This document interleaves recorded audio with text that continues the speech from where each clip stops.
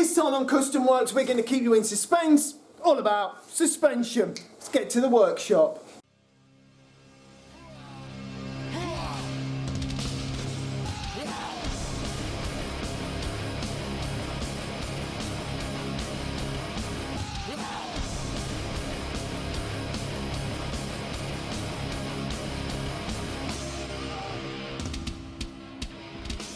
Okay, so on this episode we're going to be looking at the rear suspension once again on the 60's truck. Now we've done this before, but I wasn't happy with what we'd done before when I saw how the more modern taxi worked. Now, let's have a look at that taxi and see just how that rear suspension works. So then, on the earlier taxis, they've all got leaf springs, so you want to put airbags on or anything more than assister bags that are going to move just a few inches, you're going to have to build some sort of suspension sort of linkage. So, what we'd done before, we had put two swinging arms in on bearings and we'd connected them across the back.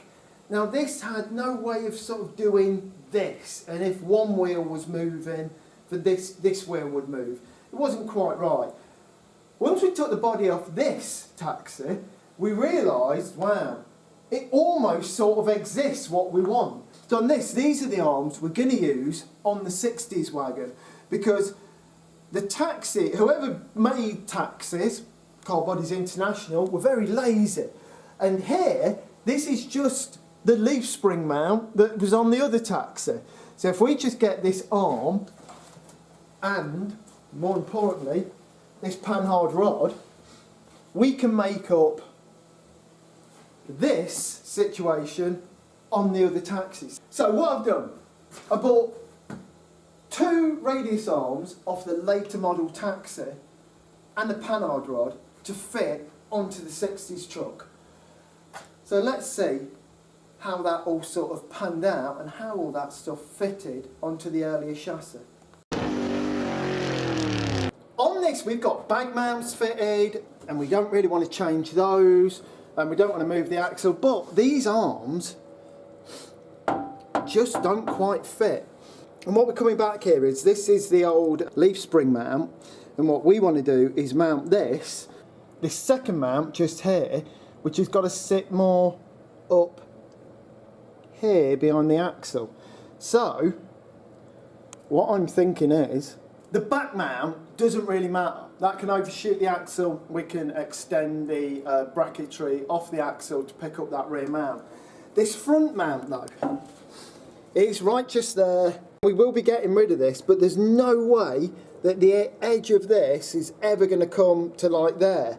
So what the plan is we're going to cut part of this away, take 20mm out there, arch this backwards, weld all that back up, and then this will swing up and it will clear. We can make the bracketry that holds this poly bush and the back poly bush, and it will hold it on just like it does on the other taxi.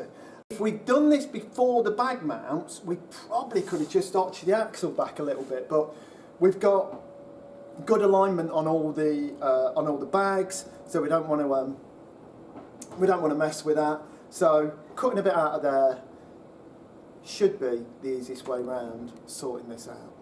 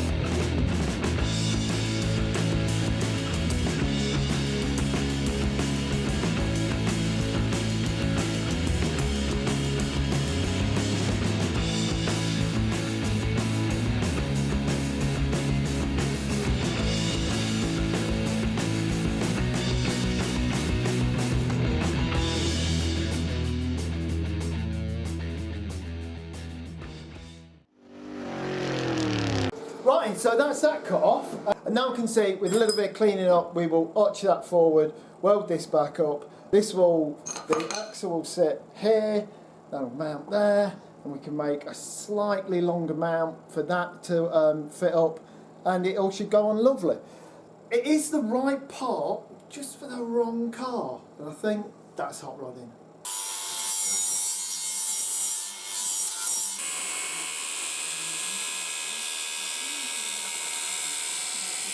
So now, here is the arm, fits in nicely on the factory mount at that end, and now we've got a nice gap here, and we can make some plates to fit to there. You see here how we've cut that bit back and moved it. And at the back here, this is looking good, but I think what we might do is remove this so this butts back up to where it should be. You can see that in there, it's quite difficult. And it won't be quite as far away from the axle, so our bracket's going to be shorter.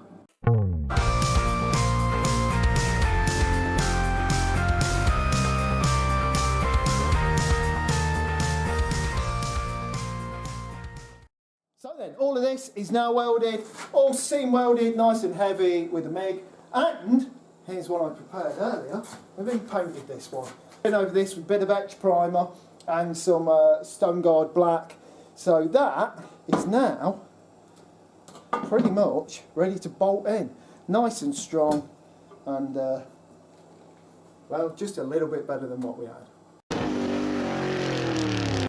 To mount this to the axle, what I've done is made this paper template. It all looks a bit abstract, but when we drop it on there, that picks up those two bushes, and if I have the same on the other side, and then I can plate across the top here and down the back here, and that should be pretty damn good. Quite a bit of plasma cutting though. Let's do it, let's make 4 of these.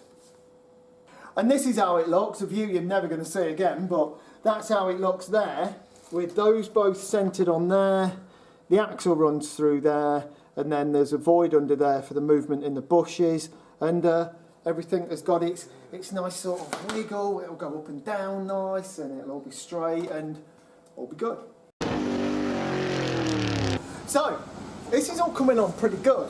Between here and here, we did have a slight problem that these centres weren't going to work, so we took about 50mm out, and then we've welded that and shortened that down, and then round the other side as well, we shortened this bottom mount on the arm down, and that's gone in there nicely. We've also cut these 2 pieces of plate, so we're holding this bush and this bush here. And at the moment, what we've got, we've not welded anything, we've just got it's all bolted up. We're checking for alignment, and soon we're going to tack this, and then we'll drop this arm out so we don't damage these poly bushes. We'll weld in here up to the axle, and then we'll put these 2 plates on here and here, and we'll seam weld all around that, and then that is it. That arm is on, really strong. It's all on a flexible bush. It's going to last forever, and that's what we're going to do. Okay then, so round this side, you know, there's no wing or anything. However, on the other side, access isn't quite as easy. Having a good time under there, Hot Rod Legend? Oh yeah, he's loving it. Okay, so what I'm going to do, I'm going to weld in here a bit, tack this on, make sure nothing's going to move, and then I'm going to drop this out, put a bit more weld in here because I don't want to get too close to this bush.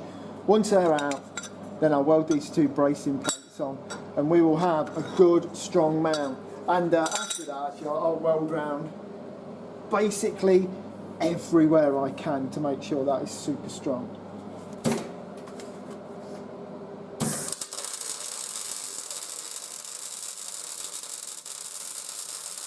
So what I've done there, I've tacked this bracing plate on, just so we don't get any of that, and that the bush still fits in nice afterwards. That's going to hold everything square, but I can still get more weld inside. So I'm going to put a bit more in there, and then I'm going to put the top plate on.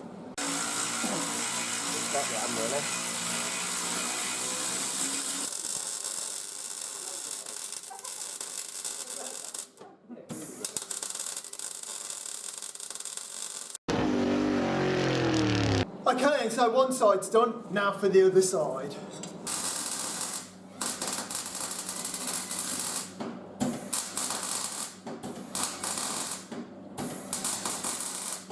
Right, and so that is all welded up. I got plenty of weld on the inside and then welded on the outside as well. So it's going to be really strong. And when you think about it, these only hold the axle in line. It's not as if they support the weight of the car. But they're on. Everything is seam welded. It's super strong. And all I've got to do now is wait until it cools and we can bolt all this back together. Okay, and so things have moved on a little bit more. Everything is bolted in, so all super strong. And now what we're doing is looking at the shock mount, because we have the shock mount here which we've cut off, but that is now too high at full drop. With the bags right down, we're on a bump stop here. We've not got enough travel for the shock, so I'm just going to make some shock mounts, a couple of plates onto there, and then make some sort of arrangement up here to hold that. And then we'll be moving on, sorting out that panhard rod.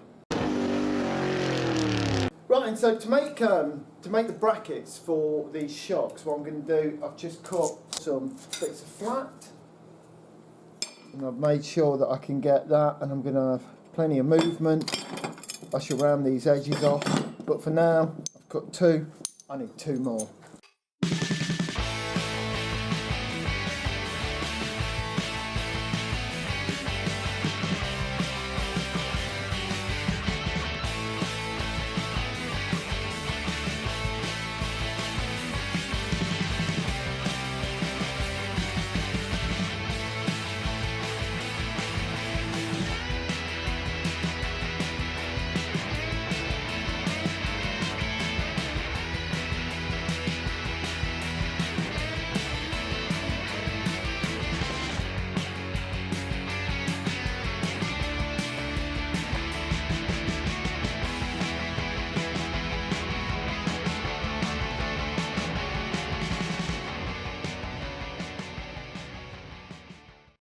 Okay, so now those small tabs are welded on there, seam welded both sides, and also we've got this top mount where we've used our original shock mount and we've welded it to this piece of box section, and now this all should just slot together like it was made to be.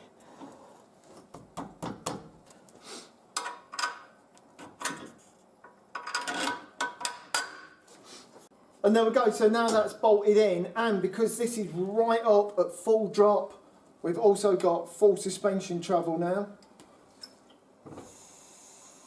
Like magic. So here we'd be way too high, so when the car's at ride height, we've got good suspension travel. It's never going to bottom out the shock at full extension. And the only time it will bottom out when it's down is when the whole thing is closed up. So this should all work really nice. All we've got to do now is fit the panhard rod on the back to stop any of this kind of business. So let's get to that.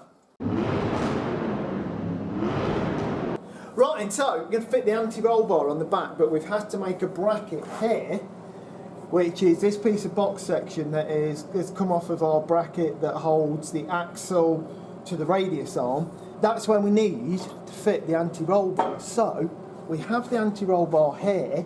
I've cut this square that fits into there and bolted through this bushing, and what I'm going to do, I'm going to weld this, and this will be at the back in that hole. And you know, if you don't understand it, it will all become apparent very soon. Stay tuned.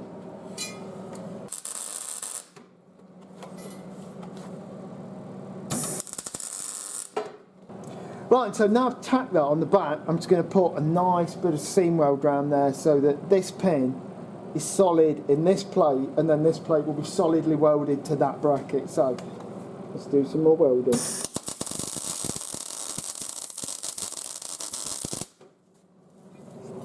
Okay, so I'm now going to weld this into that hole. Now, what I'm going to do, I'm going to angle it down a little bit, just so that the top of the bushing on the panhard rod doesn't catch too much on here. Although this is at full drop, so it shouldn't be too bad.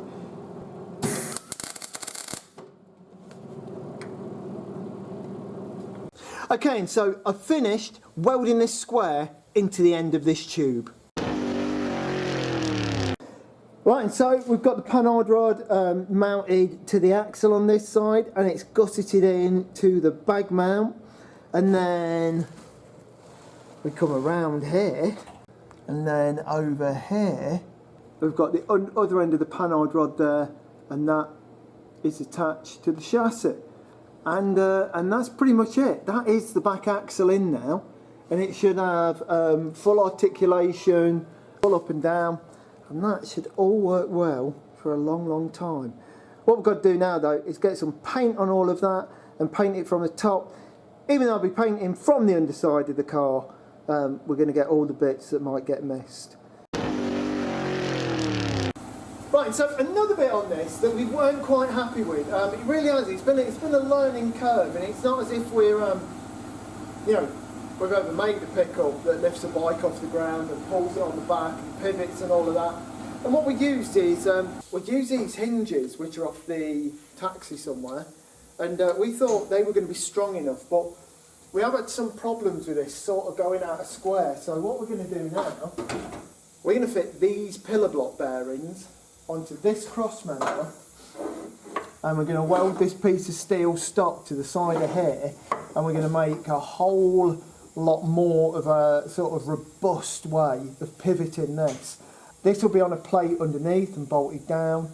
I'm going to face this in the lathe, I'm going to chamfer the edge, and I'm going to weld that to a plate, and I'll weld the plate on there rather than welding this straight on there, where I'm slightly worried about getting like adequate penetration in the weld. So let's do that, let's make this better, and just know that we're never going to get any drift in it ever again. And of course, we'll be repeating this whole shebang on the other side as well. So we've got a really good pivot. And by doing this and welding it on the side, we can put all of this on with the original hinges in place. And then once this is welded in, simply unbolt those. Everything's nice and square, everything's just as it is, but just a lot stronger.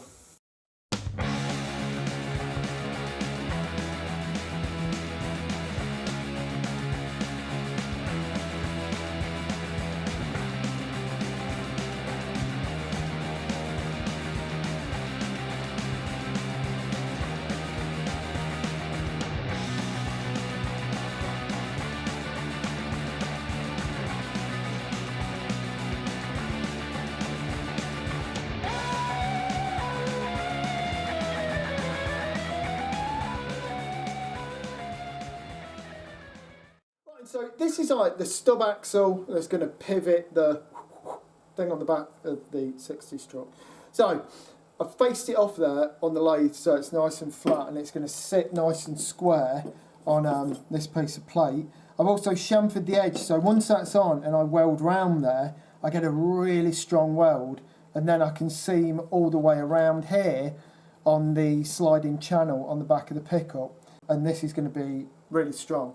Now what I'm going to do is just plasma cut a couple of squares out of this and then weld them on.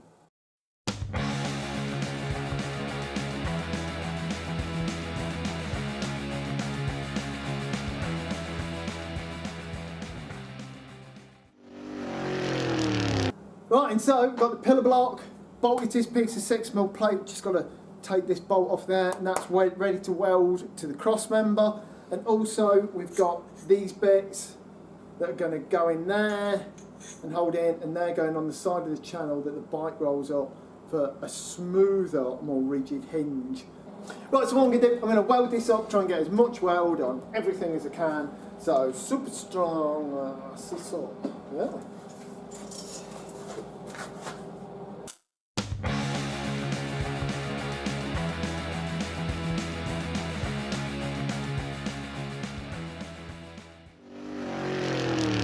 Right, and so on these pillar block bearings that we've now got on this sort of seesaw rear end that holds a motorbike, we've upped the hinge on that, the pivot point, considerably. So, massive pillar block bearing, it's all welded on, and we've welded this plate onto there, and there's this 40mm axle, a stub axle that comes off there into there, and that is holding that a lot better. And this should make this be able to rock up and down for about 1,000 years. With that sort of, you know, rocking ramp on the back of this and those bearings that have made the, you know, the stronger, better hinge, as we're sort of dismantling this, ready to paint it, we can go through and just make some things a bit stronger and some things a bit better. And just like with that, as with the suspension, I'm not going to lie, I'm not going to say we get it right every single time. In fact, most of this stuff, it's nearly all sort of second go, you get everything to work. But this is a great way of getting something together, then as you're going back through it, stripping it, ready to paint it, you can alter things. Admittedly, in this case we have replaced the whole rear suspension, but all of these things, don't let things that you don't think right end up on the final car when you can put them right at this stage. You know, it's just the better way of doing it. And don't think just because you've done it once and you've got to do it again that in any way that's a fail. That's called a learning curve. Okay then, well, once again, we're at the end of the show. There's going to be another show in a week's time. Until then, get on the Etsy store, buy some stickers, buy some t-shirts. They're selling out fast. As if. But yeah, do that before they all go. Also, don't forget, click subscribe. Do the bell end icon, the love heart, all of that. And I will see you next week. In the meantime, I thank you very much and good night.